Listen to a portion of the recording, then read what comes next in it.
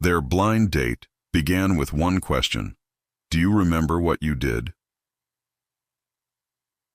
The question that changed everything. One forgotten act changed everything. The restaurant was too bright, too loud, and far too expensive for what Julian Cross considered a waste of his Thursday evening. He checked his Rolex for the third time in 5 minutes, 7:47 p.m., and seriously considered texting his business partner, Theo, that this entire blind date idea had been a spectacular mistake. Just one date, Theo had pleaded last week over. Scotch in Julian's downtown penthouse. You haven't connected with another human being outside of quarterly earnings calls in 2 years. You're turning into a corporate ghost. Julian had laughed it off then. He wasn't laughing now. The restaurant, Luminaire, was one of Chicago's finest. All crystal chandeliers, white tablecloths, and a wine list that required a financial advisor to navigate. Julian sat near the window overlooking the glittering cityscape. His charcoal suit perfectly pressed, his expression perfectly detached. He'd built a fortune by reading people quickly and extracting himself from bad investments even faster. This date would require the same efficiency. When the hostess approached with a woman trailing behind her, Julian stood automatically, years of boarding school etiquette kicking in despite his reluctance. Mr. Cross, your guest has arrived. The woman who stepped forward took his breath away, though he'd never admit it.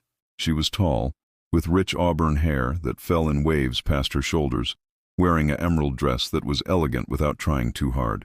Her eyes, deep brown and impossibly warm, held something he couldn't immediately identify.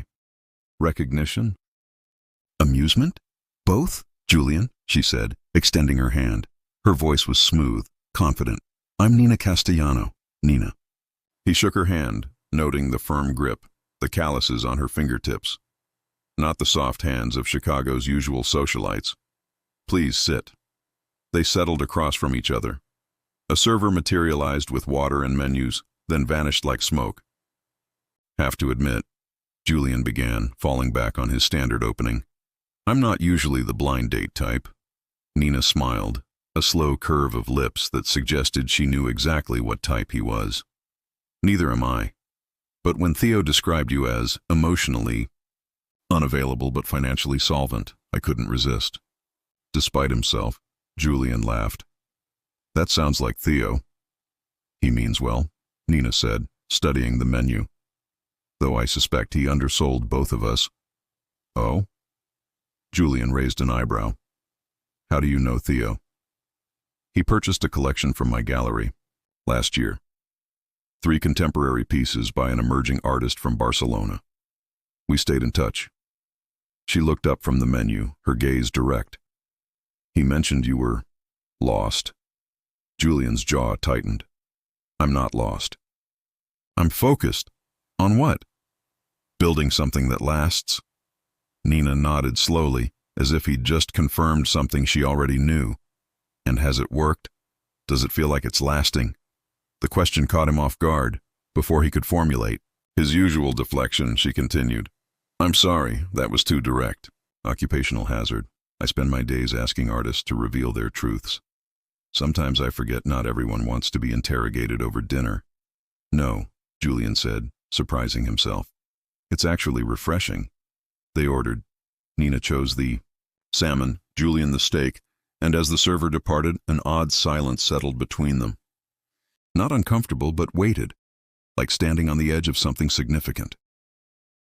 Nina broke it first. Julian, I need to ask you something, and I need you to think carefully before you answer. He straightened, his business instincts flaring. Was this some kind of pitch? A con? But her expression held no manipulation, only something achingly sincere. All right, he said cautiously.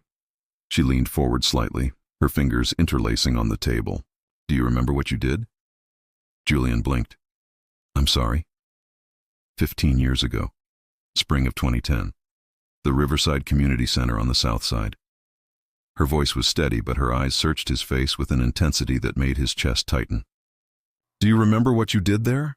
His mind spun backward, grasping for memories from what felt like several lifetimes ago. 2010. He would have been 21, just finishing his MBA, volunteering for, what was it? Some mentorship program his university required for graduation? I remember volunteering there, he said slowly. Part of a community outreach initiative. We were supposed to mentor at-risk youth, but I don't. He stopped, seeing the flicker of emotion cross her face. Nina, I'm sorry. I don't remember specifics. It was a long time ago. She nodded, as if she'd expected exactly that answer. I didn't think you would. You had no reason to remember. She took a breath. I was 17, living in my car most nights, sometimes at friends' couches when I could. My stepfather he wasn't a good man. I left home when I was 16, and by 17, I was barely surviving. Julian's hand tightened around his water glass. Something in her tone, in the careful way she shaped each word, told him this wasn't casual conversation. This was confession. I used to hang around the community center because it was warm and safe. Nina continued. There was a small library there, and I'd pretend to read while really just trying to figure out how to make it through another day. One night you were there, suit and tie, clearly from a different world, running some kind of workshop about financial literacy. A flash of memory sparked, standing in front of a group of bored teenagers trying to make compound interest sound exciting. He'd hated every minute of it. After the workshop ended, you were packing up your materials. I was still sitting in the back, and you... She paused, and Julian saw her eyes glisten. You came over and asked if I had a ride home. I lied and said yes, but you saw through it. You didn't make a big deal of it. Didn't make me feel small. You just said, how about I buy you dinner first? Julian's breath caught. He didn't remember. God help him, he didn't remember.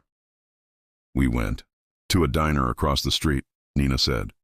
Nothing fancy. You bought me a burger, fries, and a chocolate milkshake. We talked for 2 hours. You asked about my interests, my dreams. You didn't ask about my situation, didn't pry into why a 17-year-old was alone at a community center at 9 p.m. You just treated me like I mattered. Nina, she held up a hand gently. Before you left that night, you gave me your card. You said if I ever needed help, any kind of help, I should call. Then you slipped $200 bills into my hand and said, this is a loan, not charity. When you're successful someday, you'll pay it forward to someone else. Julian felt like the floor had dropped away beneath him. Fragments of memory were surfacing now. A girl with desperate eyes, too thin, with a defiant tilt to her chin. He'd given out his card to dozens of people during those community programs. He'd never expected anyone to actually call. Did you? He asked quietly. Call? No, Nina said and smiled through tears. I was too proud, but that money kept me fed for 3 weeks, long enough for me to save enough to get a room at a halfway house for young women. From there, I got my GED, then a scholarship to the Art Institute. I worked 3 jobs, graduated, and started at the bottom of the gallery world. She wiped at her eyes with elegant fingers. 10 years later, I bought my own gallery. Last month, we had our most successful exhibition in history. Julian couldn't speak. His throat felt too tight, his chest too full of something he couldn't name. You changed my life, Julian, Nina whispered. And you don't even remember. There, food arrived, but neither of them moved to touch it.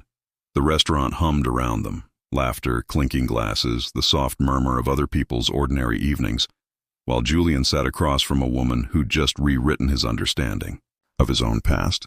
Why now? He finally managed. Why tell me this now? Nina's expression shifted, becoming more guarded. Because Theo wasn't wrong. You are lost. I can see it in your eyes.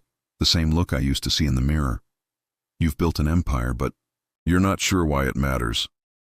She reached across the table, not quite touching his hand. And because there's more to the story, something I need to tell you. Something that might change everything again. Julian leaned forward. What is it? Nina took a shaky breath. That night at the diner, you asked me what I wanted most in the world. I said I wanted to be safe enough to care about tomorrow. Do you remember what you said? He shook his head. You said, then that's what you'll build, one tomorrow at a time. Her voice cracked. I did build it, Julian. One day at a time, and 6 months after that night, I found out I was pregnant. The world stopped. I have a son, Nina continued, her words coming faster now. His name is Ethan. He's 14 years old. Brilliant, kind, stubborn as hell. And for the last 14 years, I've built a life where he'd never have to be afraid the way I was. Julian's mind reeled. Why are you telling me this? Because my past has found me, Nina said, and now fear crept into her voice. Ethan's father, my stepfather's nephew, the man who I ran from, he found us last month. He wants custody. He's claiming I'm an unfit mother, that I stole Ethan from him. Her hands trembled. Julian, I need your help.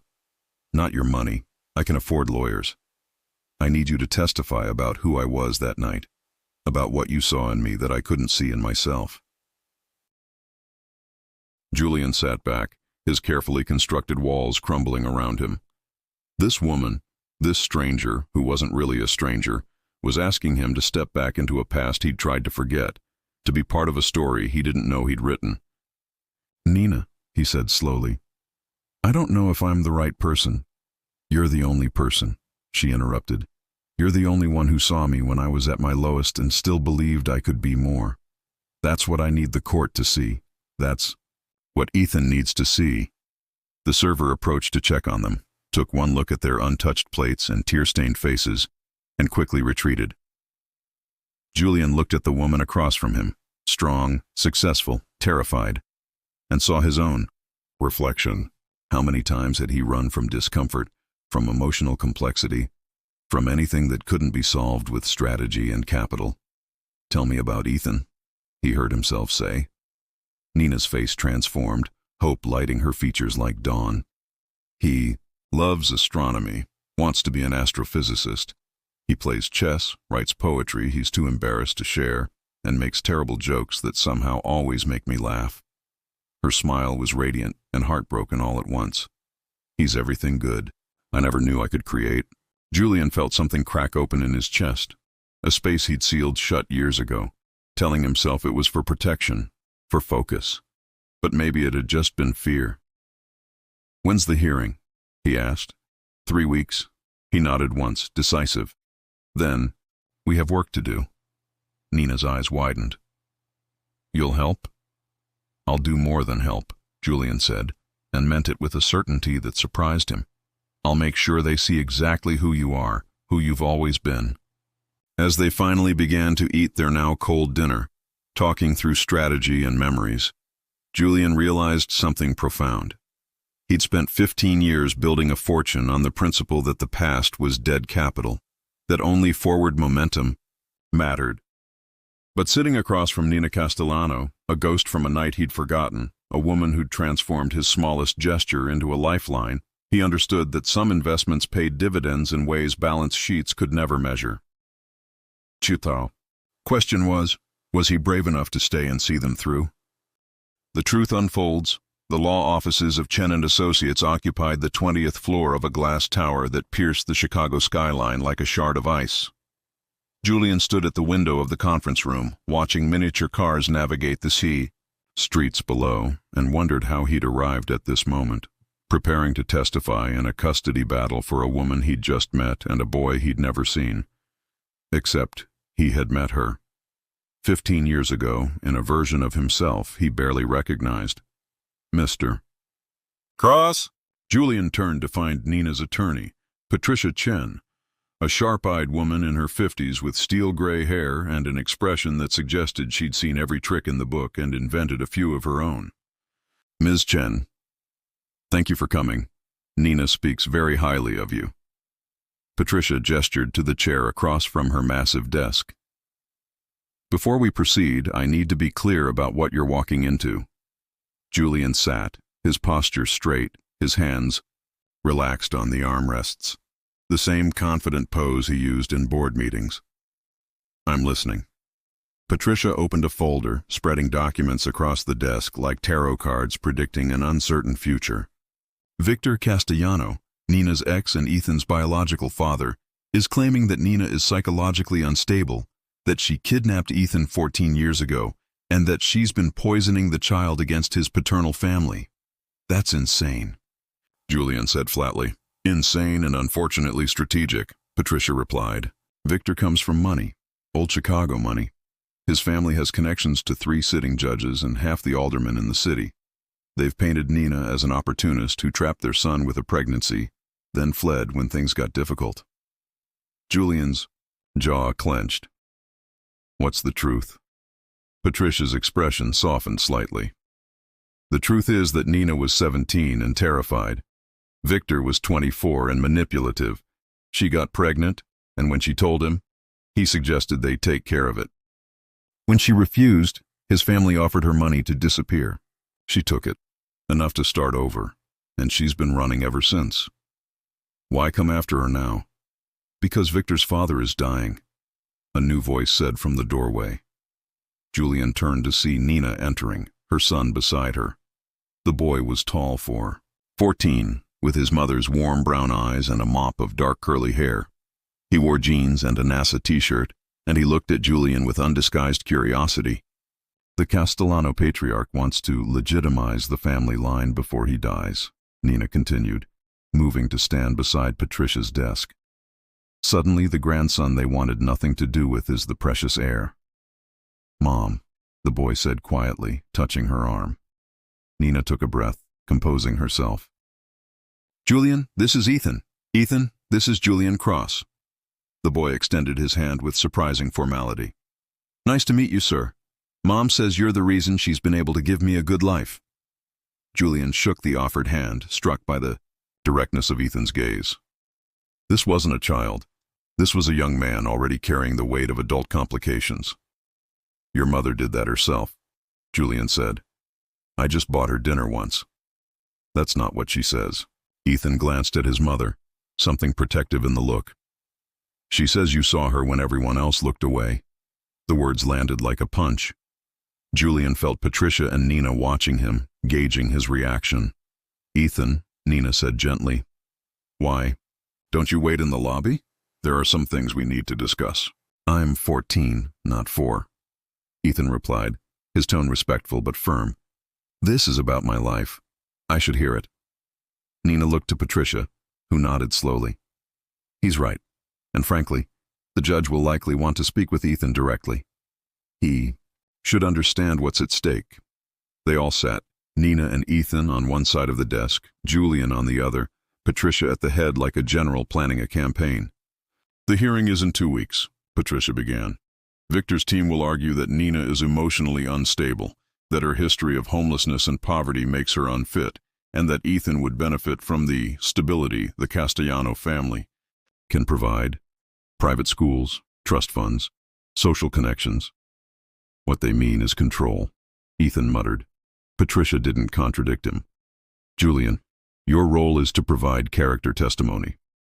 You'll describe meeting Nina 15 years ago, your assessment of her character, and the initiative and determination she displayed even in difficult circumstances. That's it? Julian frowned. That seems insufficient. It's a foundation, Patricia said. But you're right, we need more. She turned to Nina. Which brings us to the difficult part. We need to discuss Victor's abuse. Nina's face went carefully blank. We've been over this. I have no proof. It was my word against his, and his family has lawyers who could make me look like a liar. Not if we establish a pattern, Patricia said. Not if we show that Victor's behavior toward you fits a documented history of manipulation and control. There is no documented history, Nina said, her voice strained. I was 17 and stupid, and I never reported anything because I was terrified. Mom. Ethan's voice was quiet but insistent. Tell them about the letters. Nina turned sharply to her son. Ethan. What letters? Julian asked. Ethan looked at his mother, waiting for permission. When she said nothing, just closed her eyes. Briefly, he continued. For the last 3 years, since Victor found out where we lived, he's been sending letters. To our home, to Mom's gallery, even to my school once. He struggled for words. They're creepy, possessive. He talks about Mom like she's his property, like she owes him for what she took from him. Patricia leaned forward. Nina, Do you still have these letters? I burned them, Nina whispered. I didn't want Ethan to see them. I have copies, Ethan said. I photographed them before Mom destroyed them. I knew we might need evidence someday. Julian watched mother and son, seeing the pain etched in Nina's features, the protective fury in Ethan's. This boy, this 14-year-old who should have been worried about video games and school dances, had been preparing for war. Can we use them? Julian asked Patricia. Potentially, if they demonstrate ongoing harassment and establish Victor's controlling personality. Patricia looked at Ethan. Can you send those photos to my secure email? Ethan nodded, pulling out his phone. Nina stood abruptly, moving to the window where Julian had stood earlier. Her shoulders were rigid, her breathing controlled. Julian recognized the posture. He'd worn it himself countless times, the mask of someone trying to hold themselves together through force of will. He rose and joined her, standing close enough to speak quietly but not so close as to crowd her. You don't have to do this alone. Everyone keeps saying that, Nina said, her voice tight. But the truth is, I am alone. This is my past, my mistakes, your strength. Julian interrupted. Nina, look at me. She turned, and he saw tears threatening to spill over. That night at the diner, you told me something, Julian said, surprised by how clearly the memory had returned over the past weeks. I asked what scared you most, and you said it wasn't being hungry or homeless. You said it was becoming so hard that you'd forget how to be soft. Nina's breath hitched. You haven't forgotten, Julian continued. You've raised a remarkable young man who cares enough to protect his mother, even when she's trying to protect him. That's not hardness. That's love. Mr. Cross is right, Ethan said from across the room. Mom, you've spent my whole life making sure I had better than you did. Let someone help you for once. Nina wiped at her eyes, laughing softly through tears. When did you get so wise? I had a good teacher, Ethan replied. The next 10 days blurred together. Julian rearranged his entire schedule, delegating meetings and postponing a merger negotiation that would have dominated his attention any other month. Instead, he spent hours with Patricia and Nina, reviewing testimony, preparing for cross-examination, and building a narrative that would show the judge who Nina truly was. But something else was happening too, something Julian hadn't anticipated. He was remembering, not just the night he'd met Nina, but the reason he'd been at that community center in the first place. The reason he'd recognized something in her desperate eyes. It started with nightmares, fragments of memories he'd buried under years of success and carefully constructed distance. His own childhood, not as privileged as he'd let people believe. A father whose business failures had led to drinking, whose drinking had led to rage. A mother who'd tried to shield him but ultimately couldn't shield herself. Julian had been 12 when social services finally intervened, 13 when he'd entered the foster system, 14 when a mentor teacher had seen potential in him and helped him apply for a scholarship to a boarding school that had saved his life. He'd rewritten his history, smoothed out the rough edges, presented himself as self-made in the way wealthy people like to hear, through talent and hard work, not through trauma and survival. Sitting in his penthouse the night before the hearing, staring at the city lights blurring through glass, he couldn't remember when he'd last cleaned. Julian realized why he'd helped Nina that night 15 years ago. He'd seen himself. And he'd been terrified that if he didn't help her, he'd be proving that survival was just luck, not strength. That he'd been lucky, and she hadn't been, and the only difference between them was chance. His phone rang. Nina. Hey, he answered, his voice rougher than intended. Hey. She sounded tired. I couldn't sleep. Wanted to make sure you're still alive and haven't fled the state. I'm still here. A pause. Julian, you don't have to do this. If it's too much, it's not about having to, he said, the words coming from somewhere deep and honest. Nina, I need to tell you something. Something I haven't told anyone in 20 years. He heard her breath catch. Okay, so he told her. About his father, his mother, the foster homes, the scholarship that had been his lifeline, about how he'd spent 2 decades building walls so high that no one could see the scared kid still living inside them. That night at the community center, he said finally, "I wasn't just being kind. I was trying to prove to myself that getting out was possible, that the past didn't have to be a prison." "Did it work?" Nina asked softly. "I don't know. I think I just built a different kind of prison, one with better furniture." She laughed quietly. "Well, tomorrow you get to be free for a few hours. Just tell the truth. That's all we need." "Nina," Julian said, "why didn't you ever call? Why didn't you use my card?" Another pause, longer this time. "Because I was afraid if I did, you'd be disappointed. You saw something in me that night, something I couldn't see in myself. I didn't want to prove you wrong." "You didn't," Julian said, fiercely. "You proved me right. You built exactly the life you said you wanted." "We'll see if it's enough," she whispered. The courtroom was smaller than Julian had expected, more intimate and somehow more threatening because of it. Victor Castellano sat at the plaintiff's table with his lawyers, 3 of them, all in matching navy suits like a corporate army. He was handsome in a polished way, with swept-back dark hair and a smile that didn't reach his eyes. Nina sat with Patricia, wearing a simple gray dress, her hands folded in her lap. Ethan was in the gallery behind them, sitting between Theo, who'd insisted on coming for support, and a woman Julian didn't recognize. Nina's gallery assistant, he guessed. When Julian entered, Nina turned and gave him a small, grateful nod. He took his seat in the witness waiting area, watching as the judge, a stern woman in her 60s named Judge Morrison, reviewed her notes. Victor's lawyers went first, painting Nina as unstable, opportunistic, and manipulative.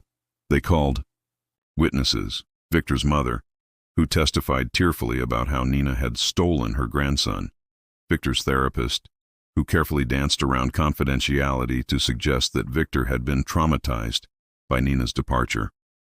Then Victor himself took the stand. He was good. Julian had to give him that. Measured, emotional at the right moments, presenting himself as a reformed man who'd made mistakes, but now wanted to be a father. "I was young," Victor said, his voice catching convincingly. "I made mistakes. But I've spent 14 years wondering about my son, hoping for a chance to be in his life. I can give him opportunities Nina cannot. Education, connections, stability." When Patricia cross-examined him, she was surgical. "Mr. Castellano, you say you've wanted to be in Ethan's life for 14 years, yet you made no effort to locate Nina or your son until 3 months ago. Why the sudden interest?" Victor shifted. I had to respect Nina's wishes. She made it clear she didn't want me involved." "Made it clear how?" Patricia pressed. "Through the 57 letters you've sent her in the past 3 years. Letters in which you refer to Nina as mine, describe Ethan as what you took from me, and threaten legal action if she doesn't make this right." Victor's polished facade cracked. "Those letters were taken out of context. I'd like to submit these letters as evidence," Patricia said, handing copies to the judge. "Exhibit A through Z and Exhibits AA through EE." Judge Morrison read through several letters, her expression growing increasingly grim. Then it was time for Julian's testimony. He took the stand, raised his right hand, and swore to tell the truth. As he settled into the chair, he caught Nina's eye. She looked terrified. Patricia approached with a gentle smile. "Mr. Cross, can you describe your first meeting with Nina Castellano?" Julian took a breath and began to speak. He described the community center, the financial literacy workshop, the 17-year-old girl sitting alone in the back row. He described seeing something in her eyes, not desperation, but determination. "What did you do?" Patricia asked. "Bought her dinner," Julian said simply. "We talked for 2 hours. She told me she wanted to be safe enough to care about tomorrow, so I gave her money. Not charity, but an investment. I told her that someday, when she was successful, she'd pay it forward. And did she?" "She exceeded every expectation," Julian said, looking directly at the judge. "Nina didn't just survive. She built a life of purpose and meaning. She raised a son who is articulate, intelligent, and protective of his mother. All the things a parent should hope to create. Victor's lead attorney, a man named Harrison, rose for cross-examination. Mr. Cross, you testified that you gave Nina money. How much? $200. And in exchange for this investment, what did you receive? Julian frowned. Nothing. That wasn't the point. Really? Harrison's smile was sharp.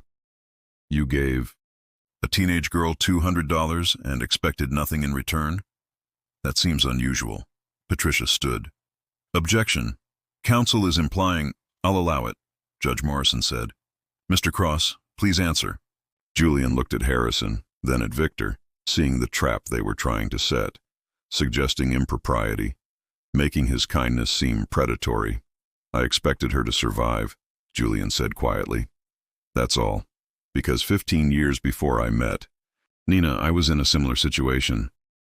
I was 12 years old, hungry, scared, living in my 4th foster home in 6 months. And a teacher, Mr. Raymond Thomas, saw me stealing food from the cafeteria.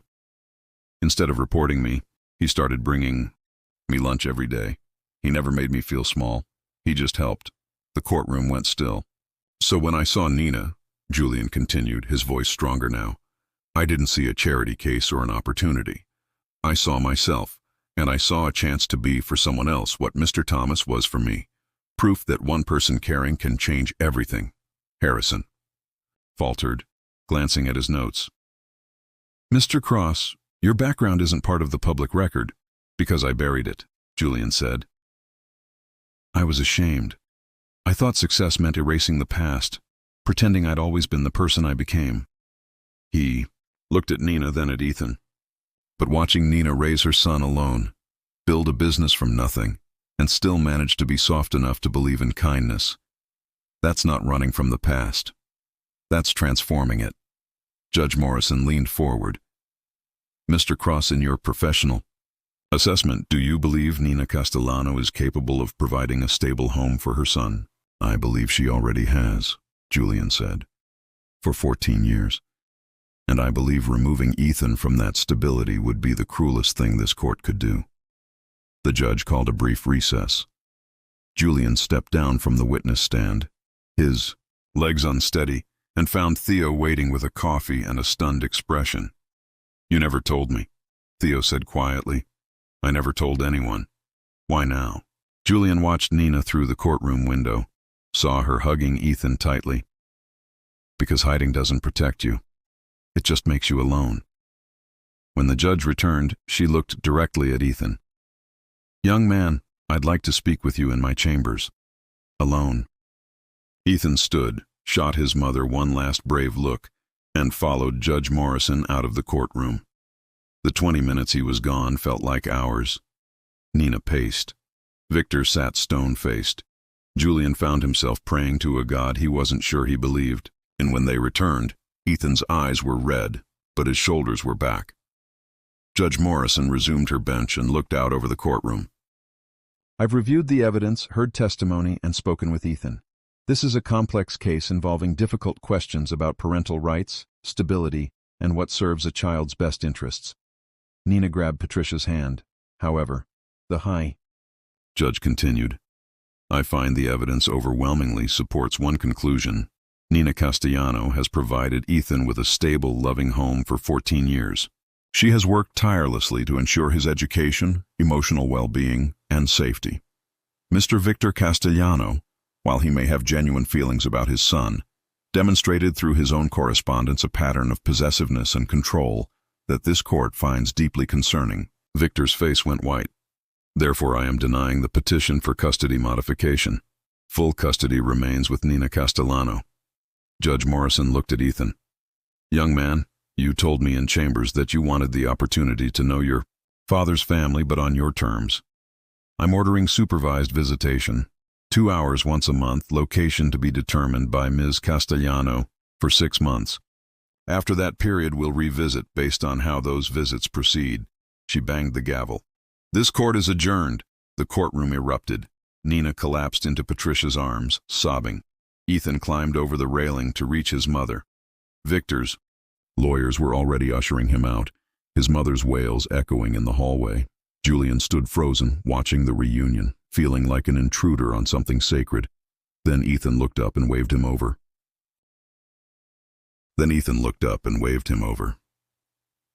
Julian approached slowly. Nina turned, her face streaked with tears, and without warning, she wrapped her arms around him. "Thank you," she whispered into his shoulder. "Thank you for seeing me. Then and now." Julian held her, feeling something he hadn't felt in decades. The simple, profound relief of being part of something that mattered more than money or status or carefully curated success.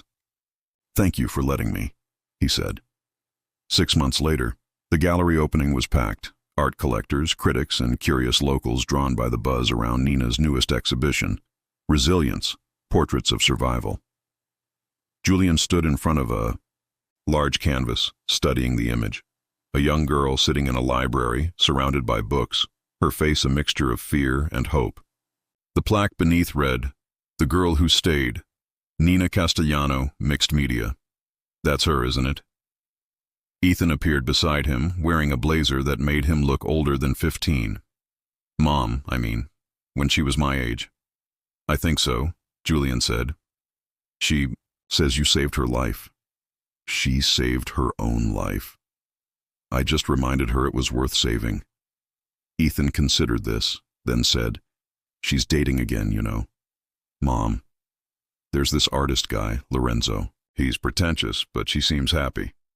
Julian felt an unexpected pang, but smiled through it. "That's good. She deserves happiness. She says the same about you." Ethan looked up at him. "But she also says you're scared." "Of what?" "Of not running." The words landed with precision. Julian looked at the painting again, at the girl who'd decided to stay and fight instead of flee. "Your mom's very wise," he said. "Yeah," Ethan agreed. "She learned it from someone." Nina found them an hour later after the formal presentations and champagne toasts. She looked radiant in a simple black dress, her hair up, her smile genuine. "There you are," she said. "I've been looking everywhere." "Congratulations," Julian said. "The exhibition is extraordinary." "Thank you." She glanced at Ethan. "Sweetheart, can you give us a moment?" Ethan grinned knowingly and slipped away toward the sculpture section. Nina turned to Julian, her expression shifting to something more vulnerable. "I need to tell you something." "Okay." "That night, 15 years ago, when you gave me that money and your card, you wrote something on the back of the card. Do you remember what it was?" Julian shook his head. Nina reached into her purse and pulled out a worn business card, its edges soft from years of handling. She turned it over, showing him his own handwriting. Faded but legible. "Tomorrow's waiting. Go meet it. I've carried this every day for 15 years, she said. Through every hard moment, every doubt, every time. I wanted to give up. It reminded me that someone believed I had a tomorrow worth fighting for." Julian felt his throat tighten. "You asked me once why I never called," Nina continued. "The truth is, I was waiting until I became someone who deserved your faith. Someone who'd earned the right to say thank you properly.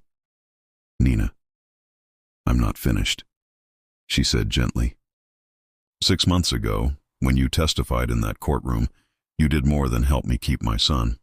You showed me that the past isn't something to be ashamed of. It's something to transform.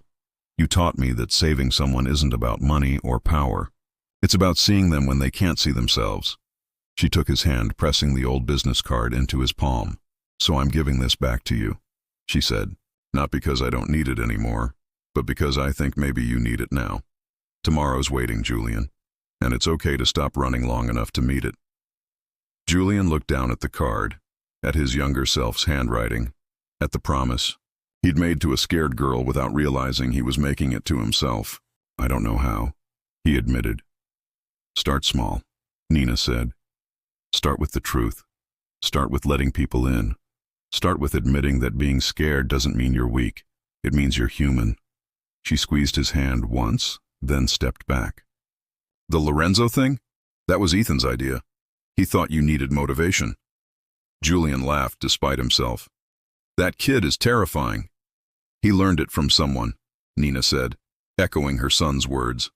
Now come on, there's someone I want you to meet. She led him through the gallery to a quiet corner where an older man stood alone, studying a painting of a classroom. Julian, Nina said, this is Raymond Thomas. Mr. Thomas, this is Julian Cross. The man turned, and Julian's breath stopped. Older, grayer, but unmistakable. The teacher who'd brought him lunch every day 23 years ago. The man who'd saved his life. Mr. Thomas, Julian managed. Julian. Raymond's smile was warm, unchanged by time. Nina tracked me down for the opening. She said there was someone I needed to see. He extended his hand. I've followed your career. You've done remarkable things. Julian shook his hand, emotions crashing through his carefully maintained composure. I never thanked you. For the lunches. For believing. You thanked me. Raymond interrupted gently. Every time you helped someone else.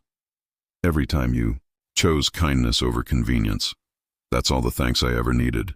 Nina slipped away, leaving them to talk. Julian watched her go, saw her rejoin Ethan, saw them both looking back at him with matching expressions of hope and love. And for the first time in decades, Julian understood what it meant to not just survive, but to truly live, connected to people, to history, to the messy, complicated, beautiful web of human kindness that made tomorrow worth fighting for. He turned back to Mr. Thomas, and they began to talk. About the past, about the present, about all the tomorrows neither of them had known they were building, one small act of faith at a time. Outside the gallery, the Chicago night sparkled with lights and possibility. Inside, three people who'd found each other across years and pain and impossible odds stood together, proof that one forgotten act could change everything. The question was never whether they'd remember. The question was whether they'd be brave enough to let that memory change them, and finally they were.